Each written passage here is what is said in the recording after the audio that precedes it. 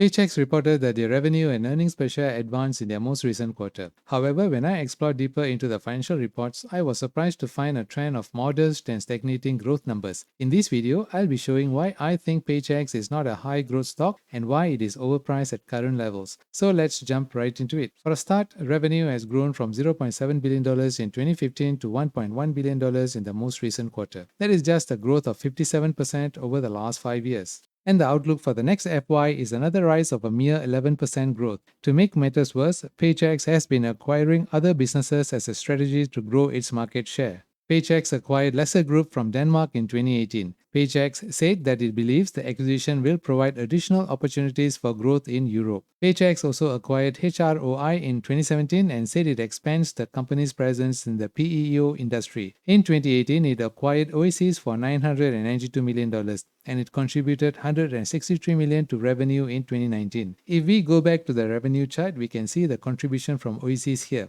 but it appears to be a one-off event as the revenue dropped right after that single quarter. The revenue only started to pick up in 2020, and the CEO stated it was driven by growth in employees within their existing client base and strong sales growth and client retention. So there are two drivers here. One is growth within their existing client base, and secondly, from new customers through their sales growth. But the revenue only grew by 13% year over year. That can hardly be strong sales growth. And Paychex has recently announced another acquisition in the form of Flock. It specializes in benefits enrollment and administration. And once again, the CEO states that the acquisition will position Paychex for continued growth and expansion. The story is beginning to sound like the boy who cried wolf. I am not sure whether to believe the growth story for Paychex anymore. But let's look at their business and other numbers before making a decision. Paychex is in the HCM or Human Capital Management Solutions business. They provide HR-related services such as payroll, talent management, and benefits plans to small and medium-sized companies. They operate in two business segments, the Management Solutions and Professional Employer Organization or PEO. And this statement by Paychex defines their business offering. And I think it is vital for you to know as an investor to understand their business and growth potential. Paychex offers its HR solutions through a software as a service model, or better known as SaaS. Its clients do not have to invest in servers and related infrastructure. All they have to do is subscribe to Paychex, and Paychex takes care of the software and the infrastructure. The second point I want to highlight is they are operating primarily only in the US and parts of Europe.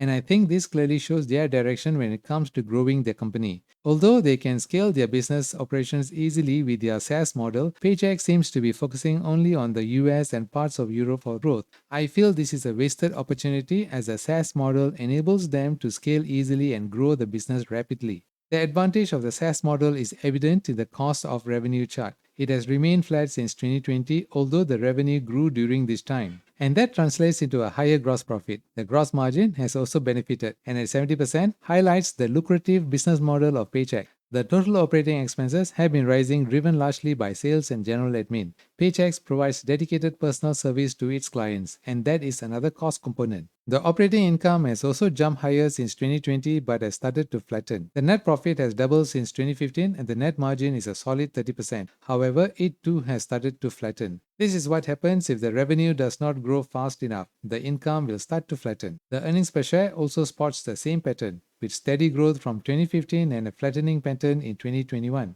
If you are enjoying the video so far, please help to hit that like button. It will really help me to grow the channel further. There is a lot of expectation from the market on Paychex. It is a popular stock and the price has risen sharply from 2020. But as you have seen, the earnings per share has started to flatten during this time. The net effect is a sharp rise in the PE ratio. At 37.9, Paychex is overpriced, and the flattish growth does not justify the high PE ratio. The PEG ratio is also very high at 299, contributed by the high PE ratio and low year-over-year revenue growth. The operating cash flow has been positive through 2015 till now, and that is a good sign of Paychex profitability. And CAPEX has been flat due to the cost-efficient SaaS model. Positive operational cash flow and low CAPEX have contributed to a positive free cash flow. But not everything is rosy. The free cash flow has started to turn down since 2020. The cash position is strong but not growing due to spending on acquisitions. Liquidity is very poor at 0.12. But it has been at these low levels for the last 5 years, so it is probably the nature of their business.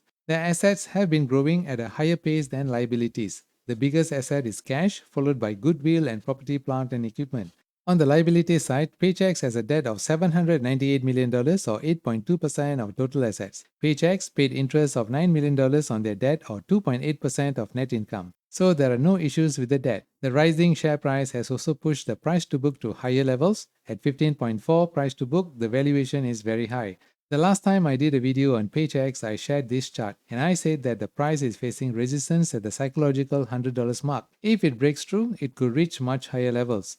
And here's the updated chart. The price did indeed break above $100 and is sitting at 134. The recent price movement has been parabolic, and the PE, PEG, and the price to book are all in the overvalued region. Paychex is in the speculator zone right now and is not aligned with the fundamentals anymore. The growth and profitability are slowing down and it is overpriced. I will have to pass Paychex for now. I will only consider investing in Paychex if management decides to embark on an aggressive plan to grow its revenue. At the same time, something big happened at VMware after the recent quarterly report. The keyword here is after. And I'll be showing the impact of that move in the next video. So if you are invested in VMware, you might be interested to know more. In the meantime, enjoy these videos and I'll see you in the next one.